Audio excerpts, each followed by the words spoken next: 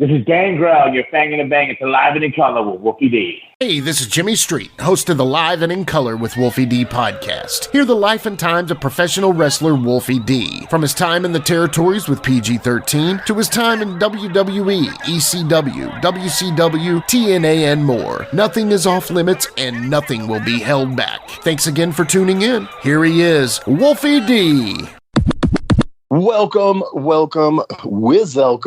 to Live and in Kizaller with Wolfie Dizzy. How's everybody doing today? And I got Jimmy across the strizzy. Pulling down the other end for me. What's going on, dude? Not much, brother. Just, chiseling like a vizillin. That's it. It's going to be the Carney show. Yeah, total Carney. We're talking Carney the whole show. Yeah, Gangrel's going to be like, what the fuck? Yeah, man. What a pleasure it's going to be to talk to him. I talked to him a little bit at the Squared Circle Expo, and just seeing him after a long time. And yeah, I love that dude, man. I swear. We go way back, and he's a good person, man. He's a vampire for sure. But he's a good person, man. And I guess that's part of the vampire charm. Ain't that what they do? They kind of lure the ladies in with the charm, and then Yeah.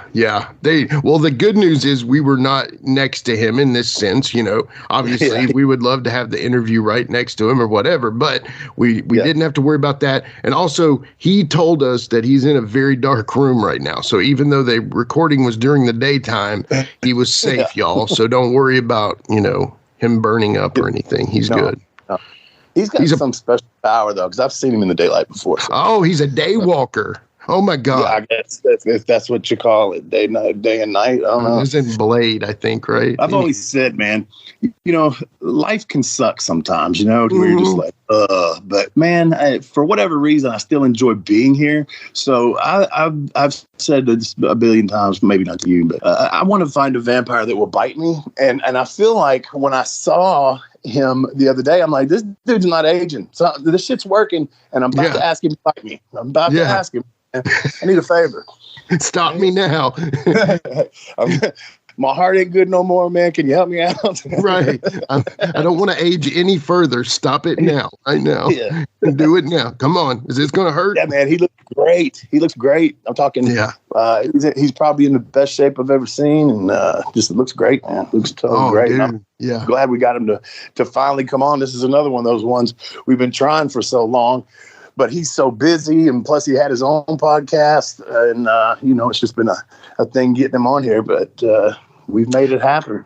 Yeah, and that's one thing I want the listeners to know. First off, these guys are Wolfie's friends. So in some instances, the friends just don't really want to be on a podcast. You know what I mean? And we always respect that. So there are instances that you'll say, my God, Wolfie's friends with this guy. Why haven't you ever had him on or whatever? Yeah. Look, sometimes we just don't want to bug our friends. And in that instance, Wolfie doesn't really want to, we can ask them and say, hey, you want to come on? And if they say, nah, maybe not right now, but later, you're not going to push the deal. You're not going to, because I know how it is, man. Like, everybody's got a podcast now, and a lot of the wrestlers get blown up about doing podcasts, and so sometimes I feel even funny asking them, depending on how well I know them and things like that. But I had talked to him early on when we first started doing this, and he's so busy, and then he had his own, and anybody that's got their own,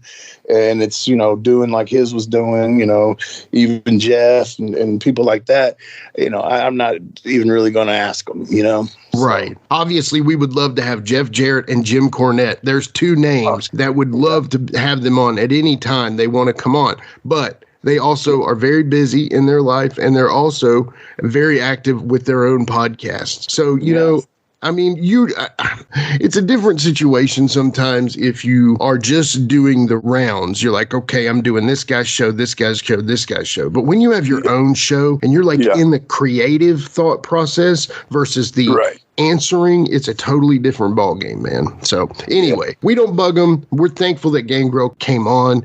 He's a super cool guy. I've always loved that gimmick, always loved that style. Hell of a wrestler too, Oh, absolutely, man. Absolutely. And back to what you said about the friends, I don't guess we'll be having Jamie on anymore. So man, everybody got their fill of that one. I don't know. Never say never, but hopefully we, I get it. Situation. I get where you're coming from, brother. And we'll just, I know that you could probably write a book on that one, but I don't want to, we won't push that any further. No. We'll just, we'll pass it up. I'll say this, man. I love him like a brother, but I really do think that he's got some serious mental issues going on, is what it is. I love him to death. But yeah. Anyway, let's get off of that, and let's get ready to have the Vampire Warrior himself, Gangrel, the Byrd. Man, this is gonna be fun, man. I'm so stoked. Thank you for getting this, brother. We'll be right back after these very important messages. Getting engaged is a moment worth cherishing. A one-of-a-kind ring that you design at Blue Nile can help your love sparkle. Just choose your diamond and setting. When you've found the one, you'll get it delivered right to your door. Finding the right engagement ring can be nerve-wracking. At Blue Nile, you'll have the expert guidance needed and a diamond guarantee that ensures you're getting the highest quality at the best price. Cherish all of life's moments and save up to 30% at BlueNile.com. That's BlueNile.com. Hey folks, to get your official Live It in Color with Wolfie D merchandise, go to ProWrestlingTees.com/Live Wolfie D. Check it out.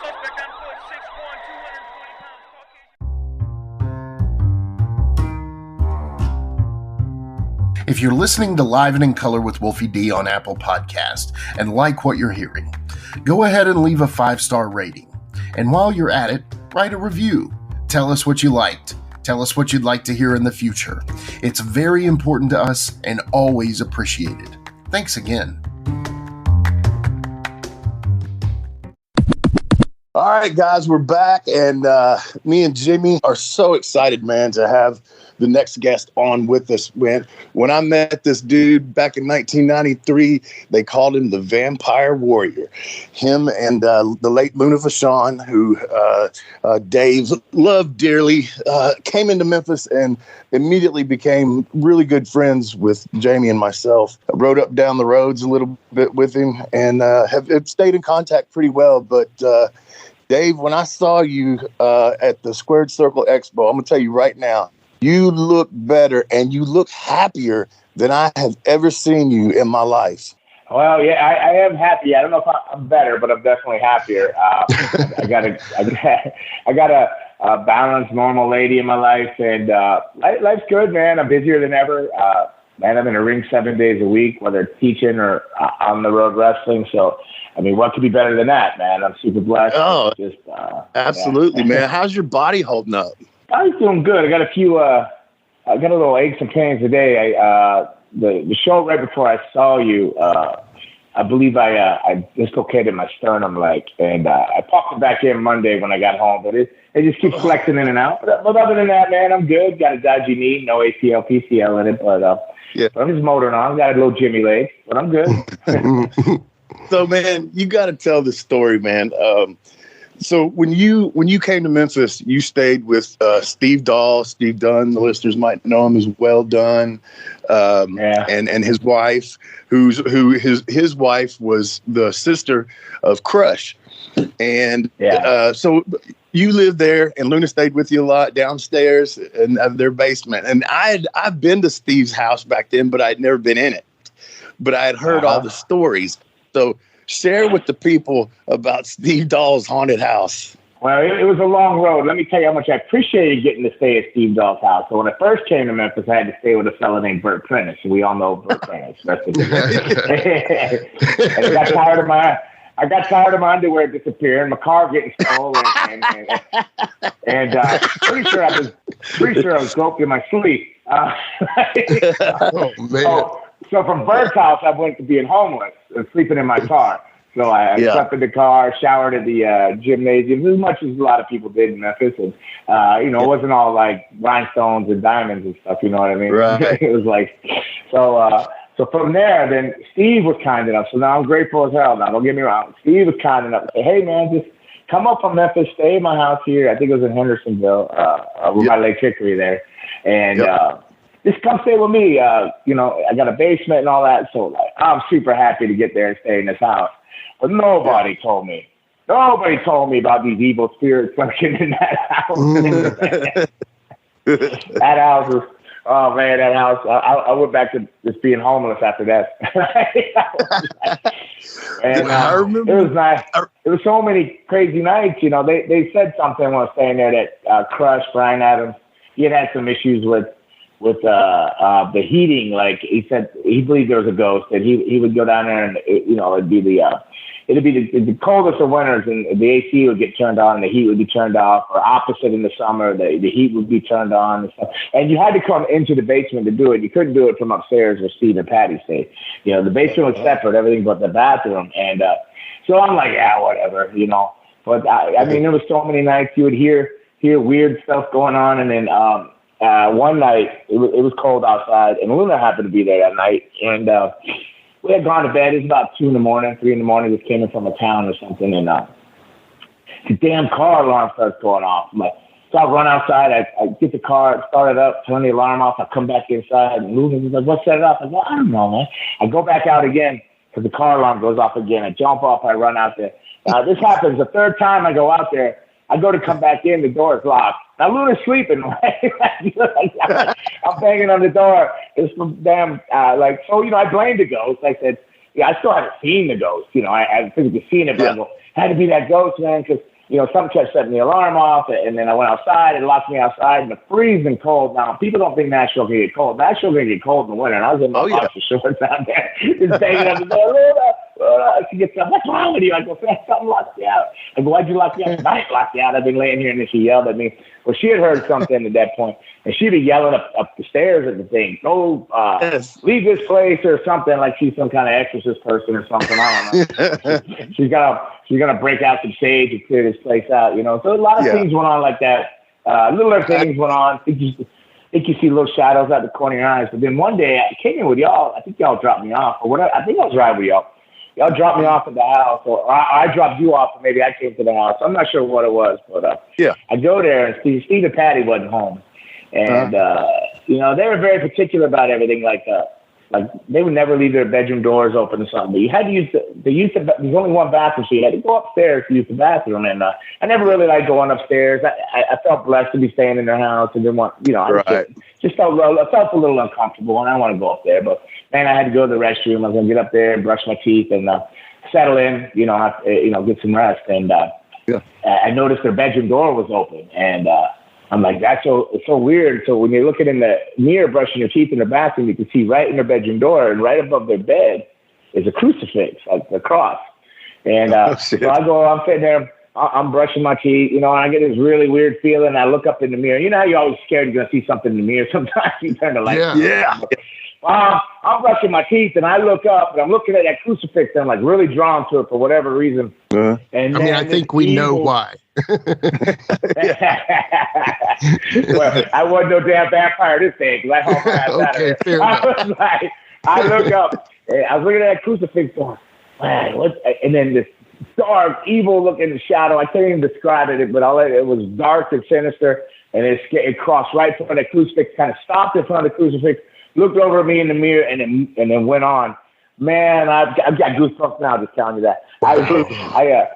I sprinted down to that basement, and I got on the phone to Luna. I got to go. I said, this place is evil. It's bad. It's all bad. It's all bad. I think I might even call you guys, Wolfie. I might have called you saying, I got to get out of here. I didn't know where to go, what to do. But, man, I moved out of there after that. I couldn't stay there anymore. But there was all kinds of stuff that I just don't remember that went on that I couldn't say. That was the straw that broke the camel's. But that was where I actually seen this spirit or whatever it was, this bad, whatever it was. I actually seen it. I wasn't even on drugs.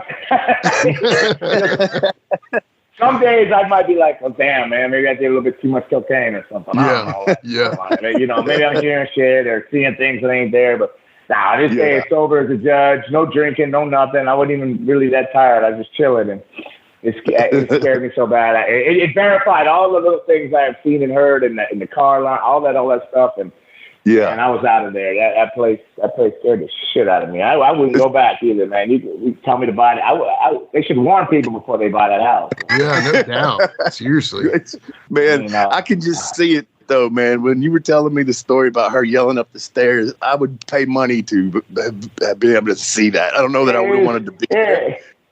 It was something like Ghostbusters. And that would have scared everything. Go to the light. Go to the light. Well, the neighbors are probably scared. They thought it was some kind of beast over there. Probably echoing out across Lake Hickory, you know? Like, what is that? You hear that? What the hell is that? Wow, this is terrified of ghosts in here. They're terrified of Luna. Yeah. The ghost is terrified of Luna. That's great. Hey, something kind of current that I wanted to ask you about, man.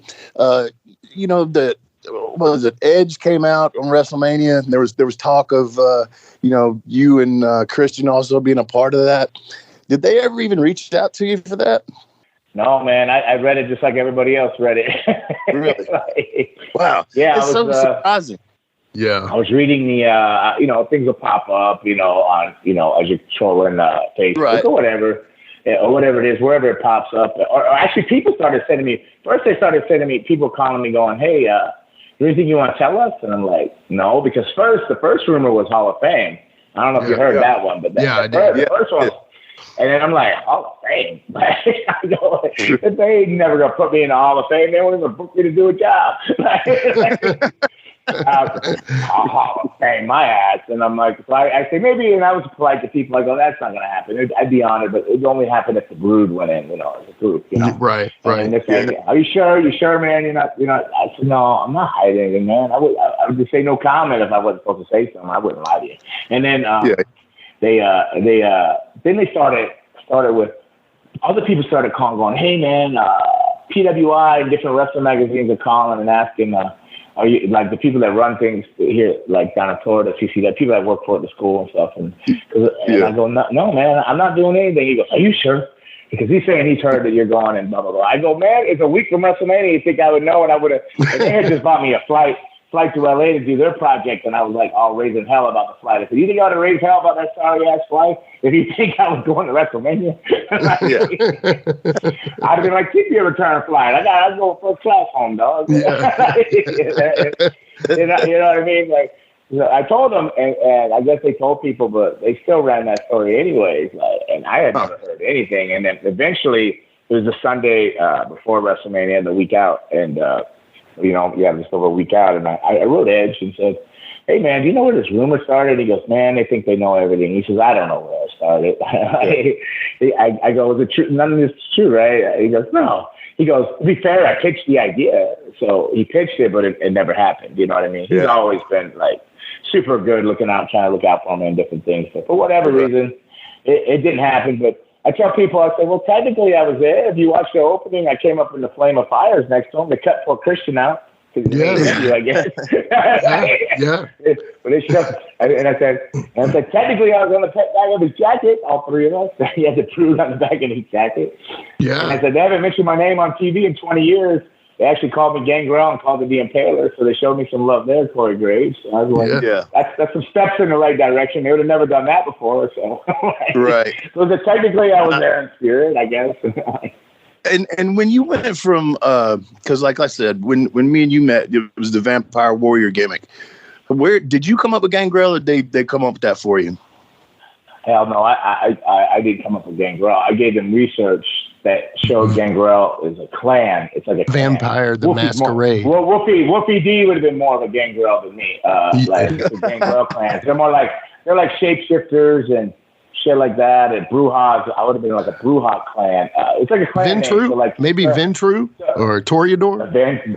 I just did a movie playing a Ventru, and I told the guy, I just filmed it right before I saw Wolfie. I just filmed that movie. I said, I ain't a Ventru. He goes, I know you're a Bruja, but in this movie, you're a Ventru. So because Ventrus would have wore the puffy puffy shirts and stuff like that. You know what I mean? Right. The artists. Right. Yeah. I didn't pick that name though. Yeah. Picture this. It's 1998. I'm in a band called Temple. We're not having clearly enough sex. Our drummer, Robert Hawkins, great guy, hell of a drummer, great friend, actually, introduces us to the RPG Vampire the Masquerade. I am also an hold on. You're not having enough sex because you're just not having enough sex? Well, we need to cover this. Are you all right? Were you all right? Yeah. How old were you then? Well, what I mean by that is I'm sitting there playing an RPG with my 19-year-old friends. We're clearly not having enough sex. So I think there's more issues than that, but we will cover that later. All right.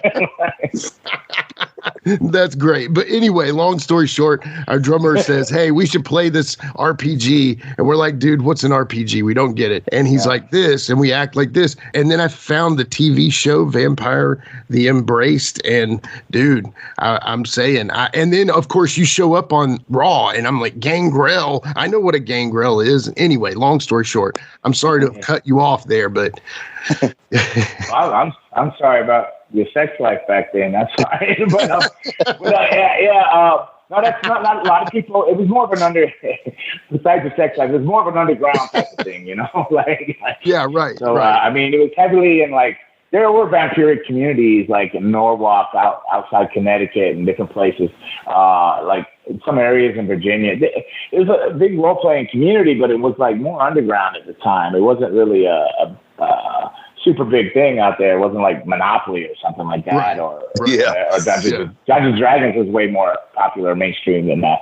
But I mean, you all played it out. You know, people, they actually WWE when we would go to places like Norwalk and stuff. They actually had to get extra security because I had threats from vampires, people saying I'm exposing the community, I'm making a mockery of it. So I had death threats and stuff. So they'd actually have security sometimes, Because these RPG dudes took that stuff serious, man. Yeah, they do. Yeah, they definitely do, sure. And you would think that they would want you to be like their representative with the platform. For real.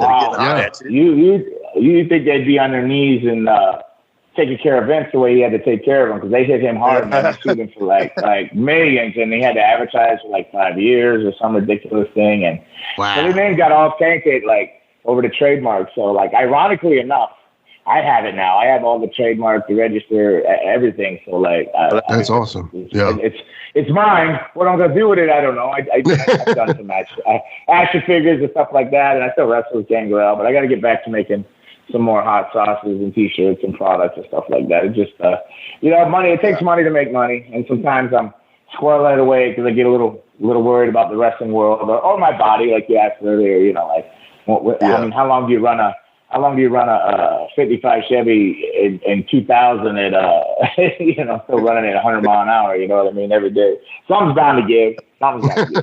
Yeah, I just I thought it was awesome that there was a Gangrel and you were a badass, dude. I mean, the eternal question, and I'm sorry, I know these podcast questions can get mundane a little bit, but what was the blood made of? What was the blood made of? It was a zesty mint. Matter of fact, I just loaded up my gear bag as I was texting Wolfie earlier. I was pouring my blood. It's a Benne, I probably don't say it right because I'm NYE, Ben B, and it's NYE is the second word, and it's a zesty mint. It's stage blood, so it's basically corn syrup and stuff like that. But I buy it right out of the magic shop and stuff like that because I prefer to have one that won't poison me and stain my clothes and taste really good and give me good vampire breath. Yeah. I'm a huge kiss mark. So is it the same thing Gene used? I'm sure it's probably super similar, yeah. But that because I'm a big Kiss fan too.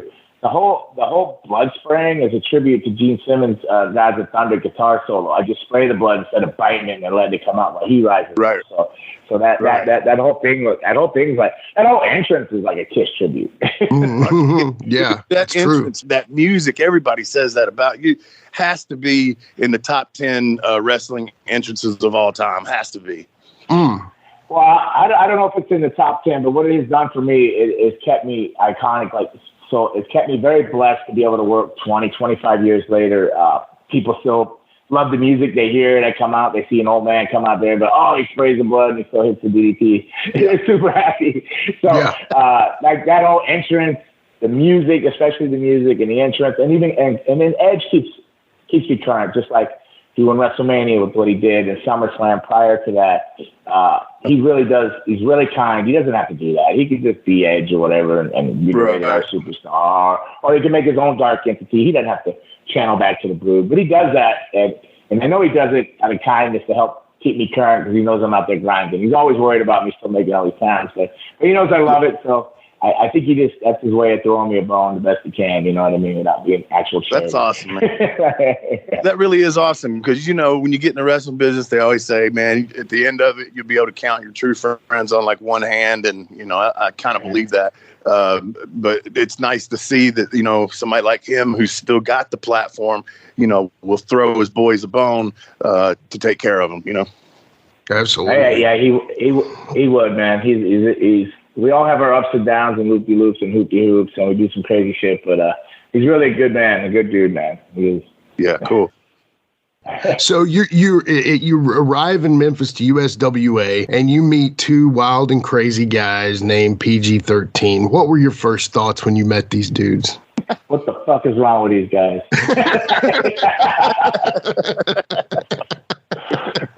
Because they was also hanging with the likes of Brian Christopher at the time. Yeah. And to get the three of them in your car is not a good thing. It is not good at all. These guys, I pull into a gas station, I get the gas and everything, and they're like, they ain't reaching in their pockets at night. They go on the damn store, they said they'll be right back. You're out there, you get gas, you wait. 15 minutes go by, you go, what could they possibly be doing in the store? We're already a half hour, almost an hour late for the town. You go in there and they're playing video games and stuff like that. They laugh at you when your muffler falls off. Those are the best times. Smelling like weed when I get pulled over by the police or the Florida plates and the windows in the car. Thinking I'm going to jail. Can you imagine that? Hey, Jimmy, think about this. You got Gangrel driving a white Cadillac. I forget what kind of Cadillac it was, but I know it's a white Cadillac. Yeah. And then you got me and Jamie sitting there with our crazy haircuts. If I was the police, I'd pull me over. Not only it had illegal tint, but the shots it gave out the back, so it was like low riding in the trunk with Florida plates. I couldn't make it around that loop in Memphis without getting pulled over. Yeah. Wow. That's funny. Those were the greatest times, though, man. And I hate it that, like, some of the newer guys, and, I'm sure you get to talk about it with your students and stuff, but just I feel like because, I've been around some of these newer guys as of late and last year and stuff, and it's just a whole different breed of wrestler, and I don't think that they enjoy it as much as we did. I don't think so, especially outside the ring. I think some of even these times I'm joking about here, like it sounds like I'm planning, but I'm not. They were like fun. It was just amazing times. Memphis was, even when I slept in my car alone in the sailboat down on the side of the road trying to make it back to Memphisville, I was still having the best time of my life in Memphis.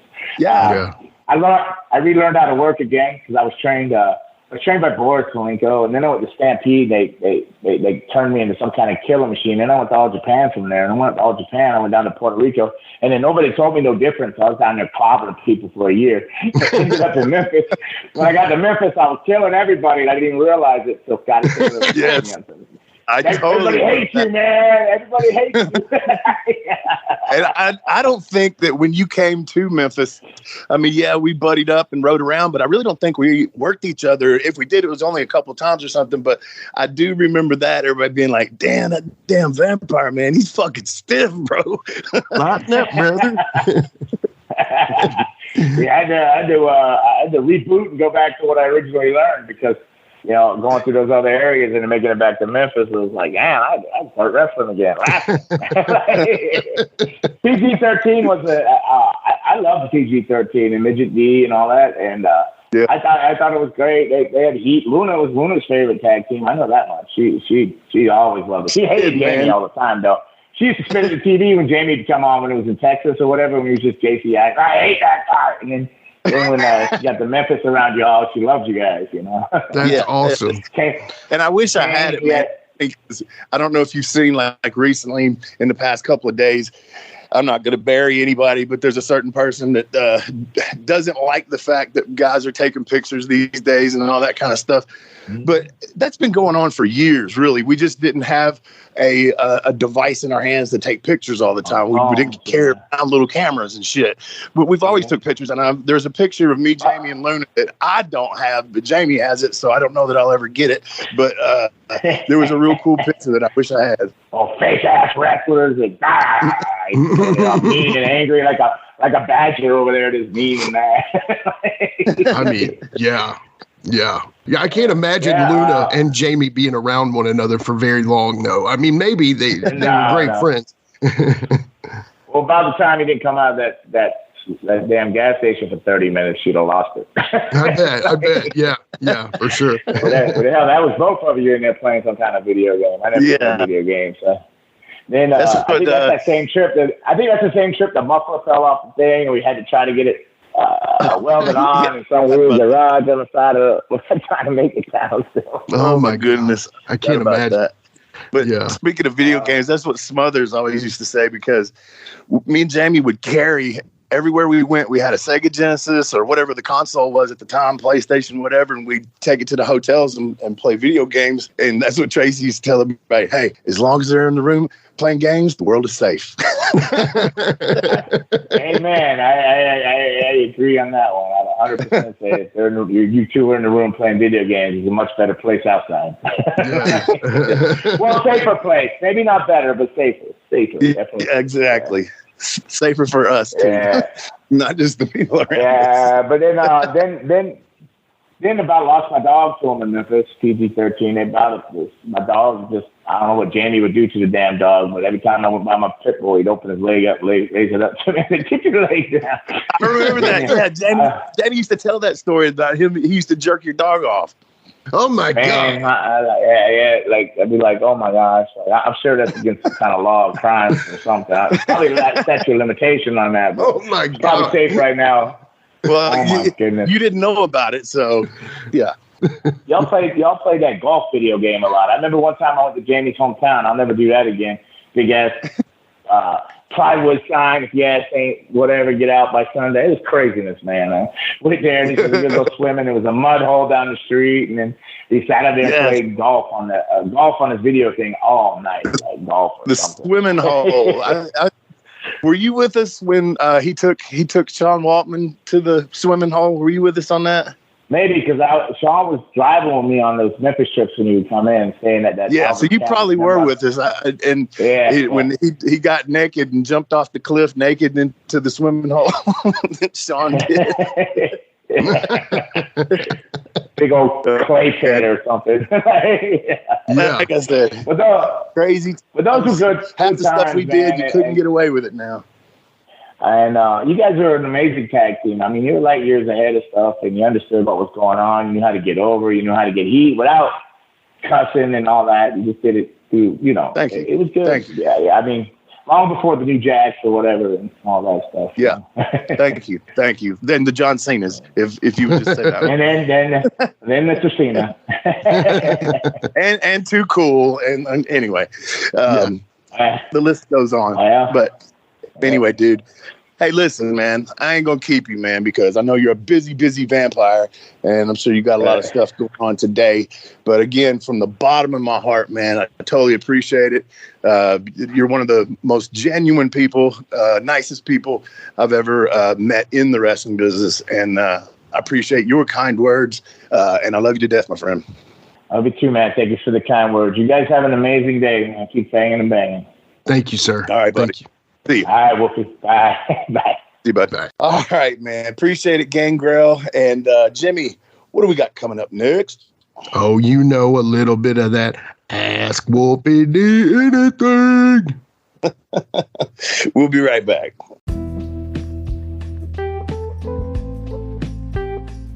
Let's take a quick time out and get a word from one of my dope-ass sponsors, and we'll be right back with more Live and in Color with Wolfie D. With threats to our nation waiting around every corner, adaptability is more important than ever. When conditions change without notice, quick strategic thinking is crucial. And with obstacles consistently impending, determination is essential in overcoming them. It's this willingness, decisiveness, and resilience that sets Marines apart. With our fighting spirit, we don't just fight battles, we win them. Marines are the constant our nation counts on to fight the unknown. And through adaptable problem solving, we do just that. Learn more at marines.com. Hey, it's Kaylee Cuoco for Priceline. Ready to go to your happy place for a happy price? Well, why didn't you say so? Just download the Priceline app right now and save up to 60% on hotels. So whether it's Cousin Kevin's Kazoo Concert in Kansas City, go Kevin, or Becky's Bachelorette Bash in Bermuda, you never have to miss a trip ever again. So download the Priceline app today. Your savings are waiting. Go to your happy place for a happy price. Go to your happy price, Priceline.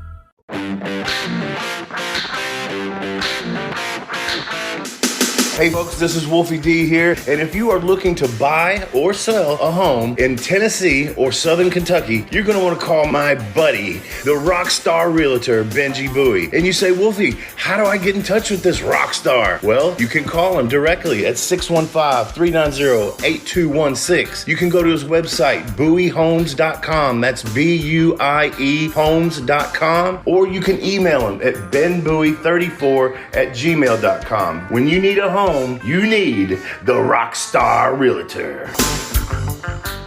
Benji is a member of Exit Realty's Garden Gate team in Gallatin, Tennessee. Support for Live and in Color with Wolfie D is brought to you by Manscaped, who is the best in men's below-the-waist grooming.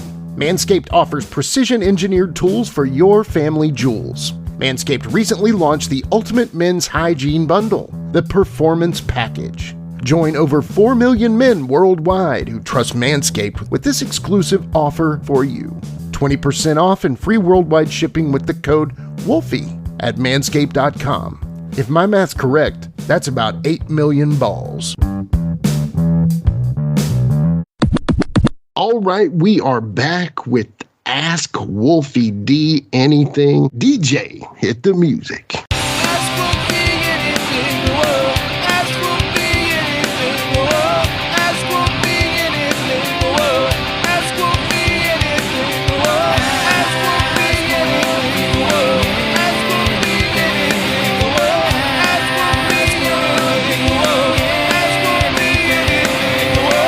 You know what's funny? One time, I don't know if you remember this, but we did one of the first episodes. It was like first 2 or 3 of these, and you were like, asshole fee? And I was like, no, yeah, it's Ask Wolfie. And you were like, asshole fee? What's an asshole fee?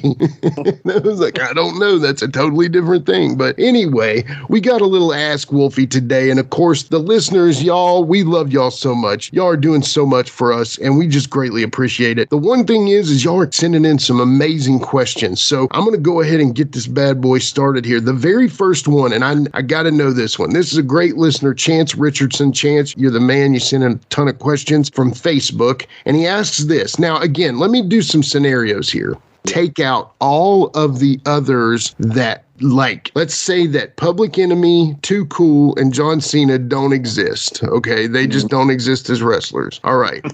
Other than you and Jamie, which 2 wrestlers could you see pulling off PG-13? Huh. Oh, man. That's a tough one, man. There's so many wrestlers that I'm sure could do it, but then the thing is, we talk about chemistry and things like that, and the yin and the yang when it comes to making that solid circle, Right, exactly. Yeah. It's so hard to say, man. I mean, you could put probably anybody in that. I mean, and so I'm probably not thinking of some of the guys today, and hell, I would say, you said Too Cool. I can't say them, but I would say Brian Christopher would be one. Yeah. And then, heck, man, there's a lot of people. Heckman would be good. Heckman would be great. Yeah, I say that he was dynamite. But yeah, man, that is a tough question because you can almost throw anybody into a gimmick and say, hey, do this gimmick. But to be able to pull it off, and maybe I'm a little biased, and some people may totally disagree that, they might say Too Cool was way better than PG-13. Look how they won the tag team titles in the WWF. Look at John Cena. He's so over. He's a movie star, blah, blah, blah. But as far as just doing that gimmick and, we shot ourselves in the foot, on certain things. And to say that if we wouldn't have been put in those exact same positions, then who would have done it better? Right. Yeah. No, it's a good point, because there was a tag team called London and Kendrick. It was Paul London and Brian Kendrick, and they were kind of like a modern day Rock and Roll Express, but they did it in these, when those baggy pants kind of gimmick were the style, not the like Hardy Boys, but like the shiny baggy pants. They kind of wore like a super nice WWF version of those. And I was, now I don't think they had nearly the charisma that you and Jamie did. Let's just say that. I cannot see, because y'all had the ability to turn an arena into a small room. Does that make sense? Yeah. Yeah, it was nothing to y'all to walk out in front of 1 million people almost, because y'all just were comfortable. And I feel like those guys were like thought of their in-ring stuff that maybe the charisma part didn't come out of them. You can get lost in that, thinking too much about what you're going to do in the ring and then not just go out there and let it go, let it roll. Right. Not necessarily call it all in the ring, but I'm saying just go out there and be you. Yeah. And I mean, honestly, I still say the New Age Outlaws could have pulled off PG-13 because I think that was their style. But PG-13 was hip hop. Can you see Billy Gunn being a hip hopper? Yeah, but what I mean, I know I can't, nor can I see Billy. Road Dogg, I can a little because he's talking about the Mizoke and, Fernum Snavitz and all that. But what I mean is that you're right. Billy Gunn, I get it. He can't really do that. What I mean is their wrestling style, the mouth and the worker, and again, I'm not taking anything away from Road Dogg, but what I mean is you know what I'm saying. And we were just, I know I've said this before, but if I repeated this, you can edit me out, but you heard Jerry Jarrett say it, and I heard Jimmy Hart say it to my face when we saw him in Philadelphia. He said, I tell the people, man, this wasn't a gimmick for you guys. He said, this is who you are. And that's the point of it. Who else could you have found at that age with the talent that we had and the gimmick that we had? That's why I say that's a really hard question because that's who we were. You heard Gangrel say, we're in a goddamn convenience store late for a town playing video games. Who else would be that? Who else would do that? Right. I mean, y'all were perfect for that. And that's just the realness of it. And was that a common thing, or was this just a wild hair? What do you think, if you can remember? We would do stuff like that. Of course, we all know Jamie don't give a shit if he's late or don't come or whatever. But, I had to kind of grow up a little bit over the years and realize that that's not what we were supposed to be doing. Yeah. What are they going to do? Fire us? That's what we were all they got, So, exactly. I get it. Well, yeah, that expanded into a totally different conversation, but I definitely think that it worked out perfectly for the answer. So basically, you could put anybody, but if they didn't have the connection and if they didn't click, then it wouldn't matter anyway. Too hard to be the gimmick. Yeah. They're trying too hard to be the gimmick. It wouldn't matter anyway, because that's what the magic of PG-13 was. So I love that. So my next question is Bob Daniels. Bob's always got a good question. Bob's a great listener. Y'all go look up Bob on the Facebook and friend him up. He's a good old guy, and he definitely is a great listener for the show. Fan of Wolfie D. We love it. So thanks again, Bob, for always bringing us a good question. And this one is an interesting one, and I kind of know it, but I want to hear it. So, Wolfie, what do you do in your downtime when you're not being, the podcasting hustler that we are? Do you play video games at all? Do you ever get to, your hobbies? What's something? We just talked about video games and stuff, and I don't play them like I used to. I don't know. I get, first of all, just time, and you got kids running around the house, teenagers running around the house, and it's just hard to get any sit down time, except for during the day, like if I'm here just by myself or whatever. But I don't know, I get bored with them, and then if I quit, I won't pick it up for a while. I don't know, but no, that, and of course people know I draw. I don't do that as much, man. And I mean, if you want to get really deep with this, it's part of, and I don't hide a lot on here, part of depression too, you know. You don't get the joy out of the things you used to get the joy out of. And I don't know if that's part of it. It's not like I sit around the house and cry all the time, but a lot of times I'm watching TV or something. I watch a lot of Fox News. I watch, a lot of Netflix, Prime, all that kind of stuff, different shows. The Mandalorian's back on. I love that. Yeah. A lot of stuff like that. Science fiction stuff.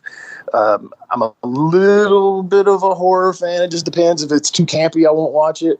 It's got to be more of a psychological thriller, I guess, than a horror movie to me.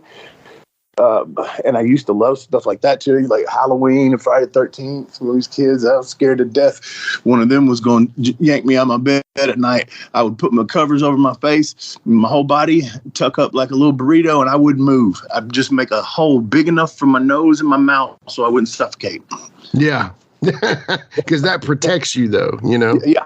Mm-hmm. Yeah, only the nose and the mouth will be able to. He can't break through that. Yeah. Anyway, he says he also asks for Jimmy across the street. You know, of course. So my downtime, I work on podcasts. Yeah. I produce podcasts. I work on videos for podcasts. I produce the imagery for the social media for our podcast. So it's funny, you know, my downtime is my uptime, and I just feel like I'm always working on a podcast. But I do like to, you know, get outside as much as I can when I can, you know, get a little bit of sun on the skin, a little vitamin D. Yeah. I do love TV shows like Mandalorian. You know, we just watched an incredible show over the weekend called Beef. We binged that bad boy. It's on Netflix right now. It's incredible. It's literally about a road rage incident. And I won't tell you anymore, but it's incredible. Is that that's an English dub over, though, ain't it? No, it's not. I promise it's not. Okay. I promise I cannot watch that. Yeah, they're horrible. And Netflix is full of them right now. I don't get it. You think, oh, man, this is cool. I don't ever even know who these people are, but it might be cool. Oh, wait. Man, it's dubbed. I can't stand that.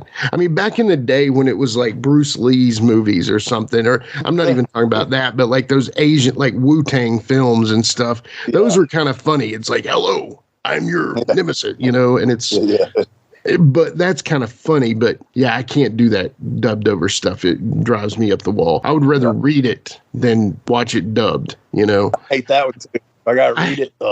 I hate it. On both. Yeah, I know. I get it. And that's why they make dubs. But again, I can't stand dubs.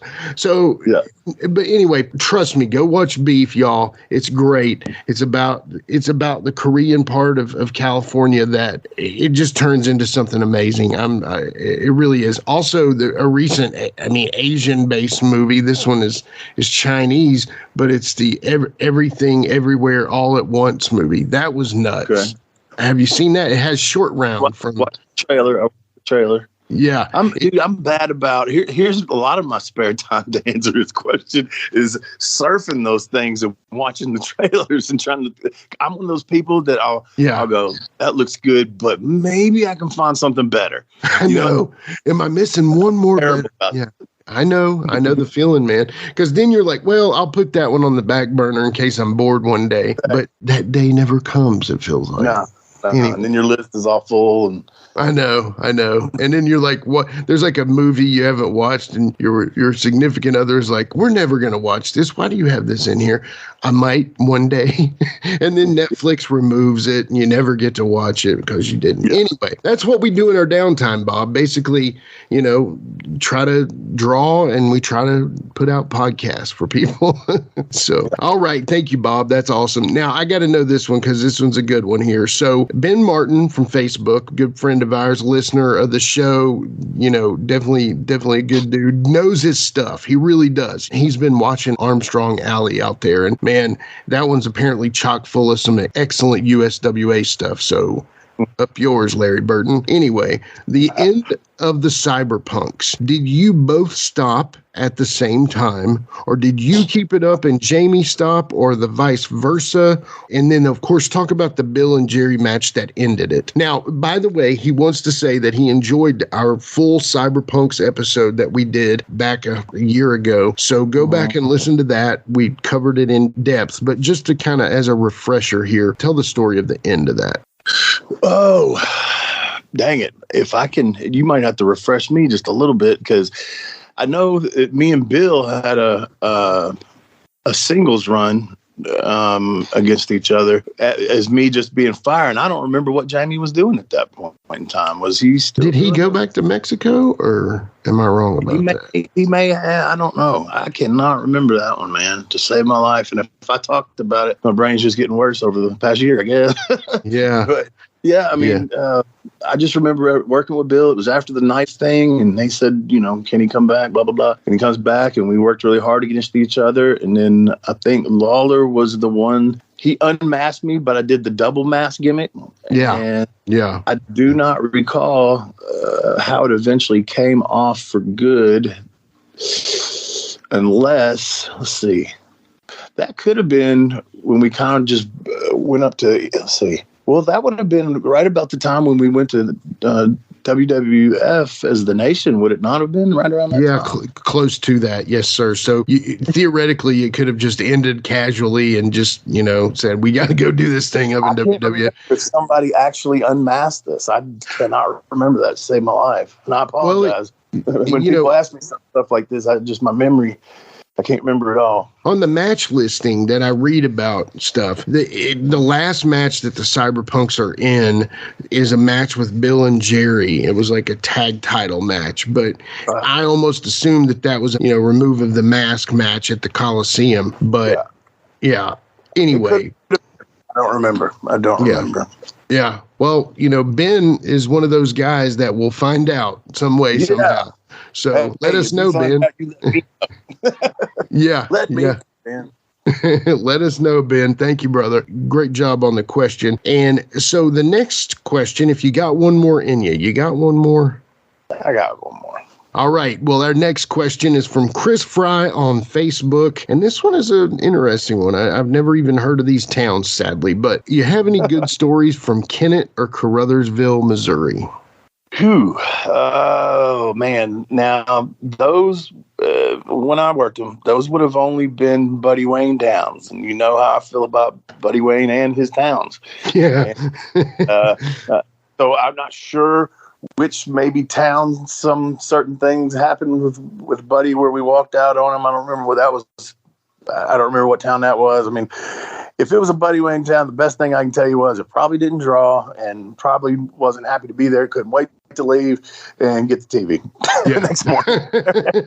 I love it. That's awesome. There's something. I mean, maybe he was putting one on a tee for me there. If there's something that did happen that you know of, write us and let us know, and I'll talk about it. But as far as that, I can't remember on those. Yeah, ideally it's probably close to his hometown or a town that he's nearby. And, that I would say this, man, I was almost expecting you to say something about traditional championship wrestling, because didn't that run out of Missouri, the area out there? Yeah, they ran there. I don't remember. They were, so that's possible. That's possible too. Yeah. I enjoy working for them. I mean, if that's the question, I'll say this. Write us back and give me a little more detail on that. If you're trying to lead me to something, please lead me a little better. And I'll my best to answer your question. Yeah. All right. Well, hey, man, sometimes they're perfect questions and sometimes they're always really good questions. And like I say, I always keep apologizing, but it's hard for me to remember everything, Yeah. And I've had a lot of matches and been to a lot of places, and yeah, I'm not a WWE champion or a Hall of Famer, but I had a pretty long career, so it's just hard to remember everything. And some of those towns, the reason I might not remember being there is because I might have been doing something I should have been doing. So there's a number of reasons. Yeah, no, and I get that. Well, hey, I appreciate all the listeners for sending in those awesome questions, but I think that is it for today, Wolfie D. I want to thank Gangrel, and I want to thank you for getting Gangrel, Wolfie D. That's awesome, man. I want to thank him once again for allowing me to get him because, man, like I said, dude stays busy, man. He's still a hot commodity, man. And we didn't say it when we were talking to him, but man, I think he deserves it. If there's some of the folks that are in the Hall of Fame are ahead of him, it just, a lot of people talk about Hall of Fame's bullshit and this and that and the other, but as a wrestler, it does mean something to you. Yeah. I would say it would. I would know, but I would think it would. It would to me, and I'm sure it would to him too. And I just think, man, especially because of his longevity, the coolness of the gimmick, his work. I mean, come on. Yeah. I think he's very deserving of it, but what the fuck do I know, right? Well, when they ask your opinion, you'll know who you're voting for. It's awesome. I love it. Everybody else will too, and that's good. I vote Gangrel as well. We need more Hall of Famers of his magnitude. You know what I'm saying? So, yeah. But, yeah, man, take us out for the day, brother.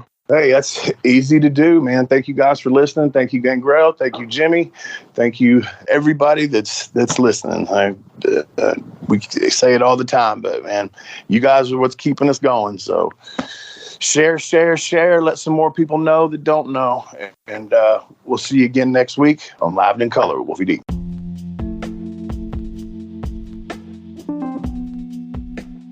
And now a word from our sponsor.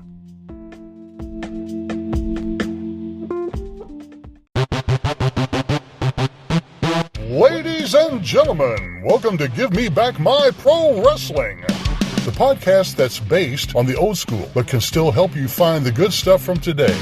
Jimmy Street and the Plastic Sheik, Jared, are the undisputed tag team champions of the wrestling podcast world. From thought-provoking topics to superstar interviews to action figure expertise. This team does it all, and all they ask is, give me back my pro wrestling!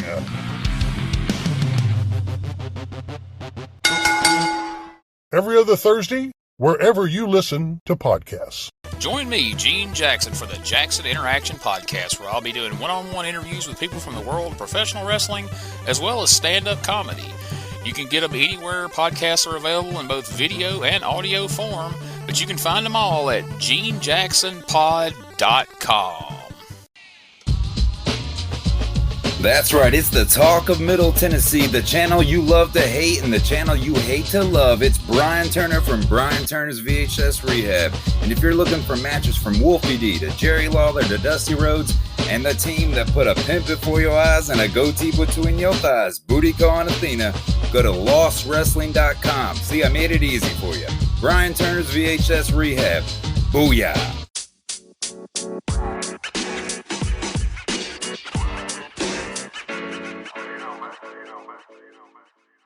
So that was another great episode. Hey, Wolfie, tell them where they can find you on social media. Jimmy, they can find me in the club, bottle full of bub. I'm just kidding. They can find me on Facebook.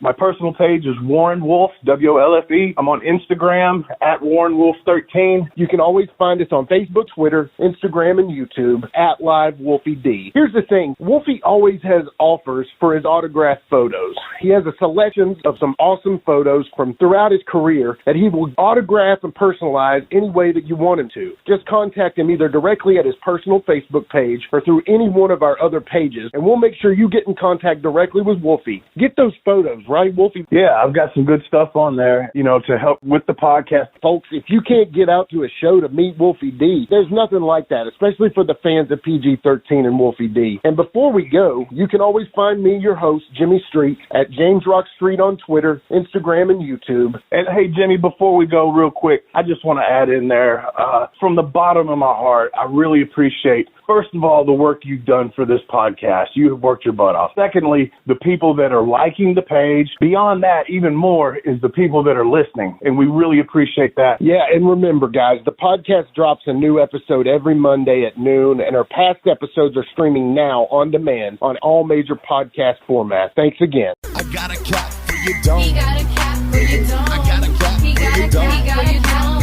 for your dome. He got a cap He got a cap for your dome. And here we go. The original white boy that came out sagging, not bragging, don't be hating, cause I'm spitting the truth. Still livin' in color. Bum rush your mother, utilize a hubcap, unlike any other. Back in the day, I was NOD, and I was P to the G, plus the 1 and the 3. In case you forgot, they call me Wolfie D. Been cloned and copied so many times, tired of suckers taking credit for what is mine. You know who you are without me name dropping. Wrestling's first white boy coming out hip hop. Been doing it like this since 92. Laid low for a while and you thought I was through. Listen real close to these rhymes that I've injected. This shit's so sick it makes your ears get infected. Mad skills, no faking, there is no one great. Cause I'm bringing more folks than Obi-Wan or Vader. Not here to play games, so you better beware. You don't like me, so what? I really don't care. Like time I keep ticking and I can't be stopped. You sucker step to the side unless you wanna get dropped. With my finish, I'll straight knock you out. Please allow me to tell you what it's all about. I'm gonna wind it up, then I'm driving it home. It's Wolfie D, baby. I got a cap for your dome. I got a cap for your dome. We got a cap for your dome. We got a cap for your dome. This has been a James Rock Street production.